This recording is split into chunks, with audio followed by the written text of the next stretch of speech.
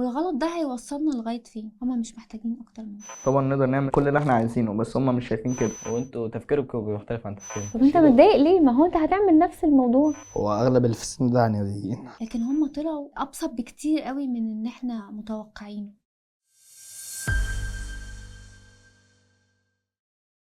محدش فاهمنا، جملة على لسان كل ولادنا غالبا، مش عارفين سببها ايه. سببها عجز مننا ان احنا نوصل لهم ونوصل لجيلهم ولتفكيرهم، ولا عيب منهم هم شايفين نفسهم صح طول الوقت؟ لما سألناهم ايه المشكلة بيننا وبينكم وايه الجاب الكبيرة اللي حصلت الفترة اللي فاتت تخليكم دايما معترضين على اي حاجة بنقولها لكم، كان ردهم ان انتوا جيل غير جيلنا، اتربيتوا تربية غير اللي احنا اتربيناها، ما كانش عندكم نفس التكنولوجيا وكل الحاجات اللي ظهرت، فبالتالي مخليه امكانياتكم محدودة بالنسبة لعصركم، كانت ملائمة للعصر بتاعكم انتوا بس. لكن احنا جيل، لا، احنا جيل منفتح، جيل شايف حاجات كتيرة قوي وعارف حاجات انتوا نفسكم كآباء وامهات مش عارفاها. تعليقي انا على اللي بيحصل ده هو منطقي وطبيعي، لان احنا زمان كنا شايفين امهاتنا وابهاتنا ايه ده، ايه هما بيفكروا كده ليه، رغم ان احنا كنا جيل لسه ما وصلناش اللي هم وصلنا. بس صراع الاجيال هيفضل مكمل معانا لاخر العمر. صراع الاجيال دلوقتي بس بقى فيه مشكلة كبيرة قوي،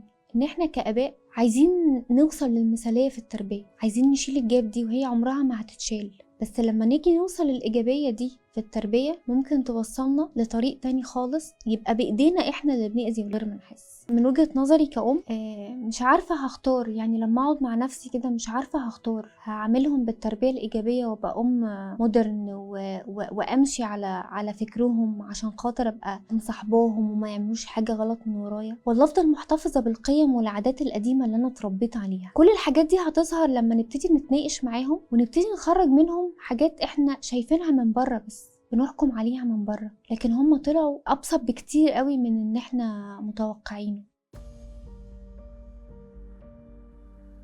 النهارده بنتكلم عن الجيل بتاعكم والجيل بتاعنا.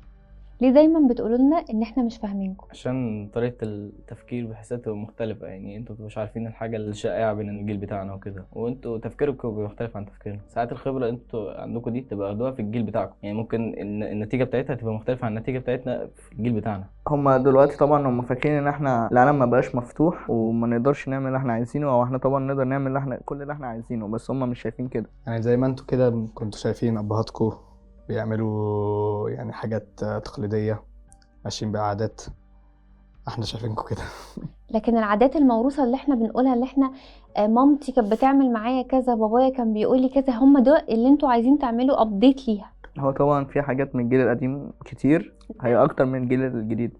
شايف ان هو كان الجيل ساعتها بسيط، يعني ما كانش اللي هو ولا الجيل تيتا وجدو ولا الجيل بتاع دلوقتي، او حاجه يعني في النص شويه، يعني انتوا مش عارفين قوي ده ومش قريبين لده برضه. بس كتكنولوجي كالعالم مفتوح بالنسبه لكم، انتوا متعلمين حاجات اكتر مننا، صح؟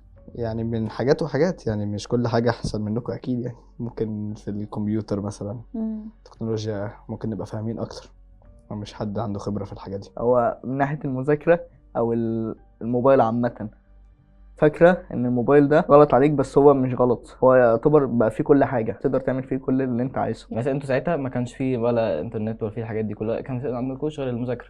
فدلوقتي احنا عندنا حاجات تانية وطرق تانية ممكن نتعلم منها غير المذاكرة. انت حاسس لما مامتك تيجي تقولك مثلا يا شمس انت المفروض ترجع الساعه 10، انت شايف ده ايه من وجهه نظرك؟ شايفها بتقولك كده ليه؟ أنا شايف إن أنا لسه صغير مع إني مش صغير. يعني هو فكرك ان هي بتقولك كده عشان انت صغير. ما فكرتش في يوم من الايام ان انت تبص هي ليه بتقولك كده؟ ولا انت لا، حاسس أنا مصمم على كده. انت مصمم حاسس ان انت المفروض ترجع الساعه كام؟ أرجع وقت ما أرجع يعني. أنا مش شايف إن الولاد تقدر ترجع في وقت معين، هو يعني لا يحصل له، خصوصا لو هو في سن كبير. أما البنات ممكن يبقى عندهم وقت معين يقدروا يرجعوا فيه. هل انت شايف ان الطريقه اللي احنا بنكلمكم بيها هي اللي غلط؟ لا، ممكن تتكلم، بس يعني انا شايف تناقشي، عشان ممكن انت تكون شايفه ان رايك ده هو الصح وكده، بس انت ما تجربتيش تتعاملي مع الجيل ده، او ما جربتيش تبقى نفس سنهم في نفس الوقت بتاعهم. يختلف من حد لحد. يعني أنا ومامتي عادي بنتكلم دايما وبفهمها دايما وجهة نظري. تقعد تفهمها بتتقبل وجهه نظرك ولا هي بتتمسك برايها؟ أنا مامتي صغيرة فأتقبل وجهة نظري. مين اللي بيديك القيم والمبادئ ان انت ينفع تتفرج على ده او تستخدم ده او لا؟ هل دي بتيجي من ايه؟ هل من مامتك وباباك، ولا انت بتخوض التجربه وبتعرف ان دي اصلا مش صح؟ يعني وانت صغير محتاج تربيت كويس، انت بعد كده لما تشوف فيديوهات هيساعد اكتر كمان يعني، بس الفيديوهات لوحدها مش تنفع وبرضه التربية لوحدها مش تنفع يعني. طيب لو فكرت انت، لو انت اتحطيت في الدور مكانها، يعني بقيت انت الاب او الام، تعمل مع اولادك كده؟ نص نص. في وقت اللي ما ينفعش فيه الموبايل مش هستعمل فيه الموبايل. هتشيله منهم؟ ايوه. طب انت متضايق ليه؟ ما هو انت هتعمل نفس الموضوع. ممكن ساعتها بقى اشوفها من برسبكتيف تاني بقى، عشان انا اشوف من برسبكتيف بتاعتهم، انا دلوقتي مش فاهم بس هو اكيد يعني في المستقبل مش هيكون كل حاجه معتمده على الموبايل. طيب الطرف التاني بقى اللي انتوا منه، لما بيحصل كده، لما احنا بنفضل مصرين على رأينا، انتوا بتعملوا ايه؟ هو اغلب اللي في السن ده عناديين، حتى يعني انتوا زمان كنتوا عناديين واحنا نبقى عناديين، دي طبيعة يعني البشر في السن ده. ممكن عشان الدنيا بقت دلوقتي مفتوحة اكتر، الدنيا يعني الناس بقى عندهم جراءة اكتر. انت لو اقنعتيني ان هو هيضرني وهيضرني ازاي، انا خلاص مش هعمل حاجه تضرني. يعني انت عايز الحوار ما يقتصرش ان احنا نقول لا ما تعملش، ما يكونش امر. ما يكونش امر. زي ما انتوا كأبناء اتكلمتوا وقلتوا لنا ان محدش فاهمنا، احنا كمان كآباء وامهات مش فاهمينكم. احنا بنعمل مجهود جبار عشان نقدر نوصل لعقليتكم ودماغكم، عشان نقدر نوصل ان احنا نرضيكم. سألتوا نفسكم مرة سؤال، كم المعاناة والتعب اللي احنا بنوصله عشان نخليكم او نبص في يوم من الايام نحس ان احنا عملنا او ادينا رسالتنا معاكم؟ محدش فيكم سأل نفسه السؤال ده، لان انا لاحظت ان كل واحد فيكم باصص على نفسه بس، باصص هو عايز يبقى ايه ونفسه يطلع ايه ونفسه رأيه حد يسمعه ازاي. احنا كمان عندنا مطالب، يمكن ده الوقت اللي ممكن نتناقش ونفتح فيه موضوعات انتوا تعرفوا احنا عايزين منكم ايه، واحنا كمان نعرف ان انتوا عايزين مننا ايه.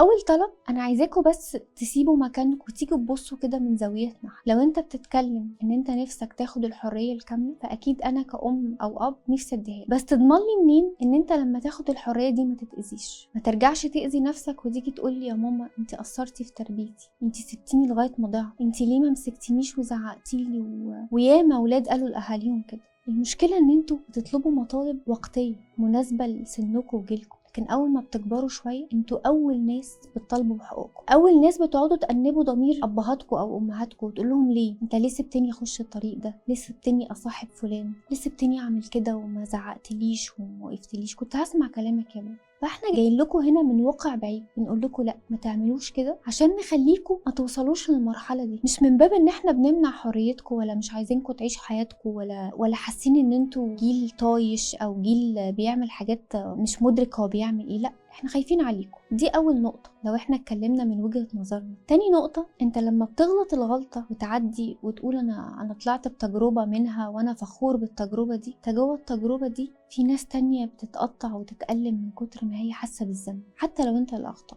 كل ام بنتها او ابنها بيعمل حاجه غلط هي قاعده بتلوم نفسها 1000 مره، بتلوم نفسها ان هي بتقعد تعيد حساباتها، هل انا كنت ام انانيه، هل انا ما فكرتش غير في نفسي، هل انا جت عليا لحظه ما خدتش بالي وكنت قاعده براقب ابني بيعمل ايه، طب ازاي صاحب على فلان ده، ازاي مشي معاه في الطريق ده، طب ازاي ما ذاكرش، ما يمكن انا طول السنه مش واخده بالي منه. فزي ما انت بتطالب بحقوقك لازم تعرف هم حاسين بايه، لازم تعرف هم امنيتهم في الحياه ايه ونفسهم يخلوك احسن منهم. كل ام واب انت شايفهم دلوقتي من وجهة نظرك متشددين، مش مدينك ثقتك في نفسك، ايا كان النظرة اللي انت شايف رد الفعل بتاعهم ايه، هم مروا بتجربة كبيرة قوي بينهم وبين نفسهم وبين اهاليهم، مش عايزين يعيدوها ويكرروها تاني معاك. يعني لو شفتي ام او اب خايف عليك وبيقولك لا ما تروحش، لا انا خايف عليك، تعرف ان هو اتحرم، ممكن يكون اتحرم من احساس الخوف ده، اتحرم من احساس ان حد يطبطب عليه ويقول له انت عامل ايه، انت كويس، بتذاكر ولا لا. مش دايما كل الخوف مرض، ممكن يكون حرمان، مش عايزك تطلع محروم زيه، مش عايزك تطلع تلومه، مش عايزك تطلع تعيد نفس التجربه اللي هو عادها. يمكن كان هو نفسه زمان يطلع حاجه يتمنى ان انت تطلع احسن منه فنفسه يحققها فيك.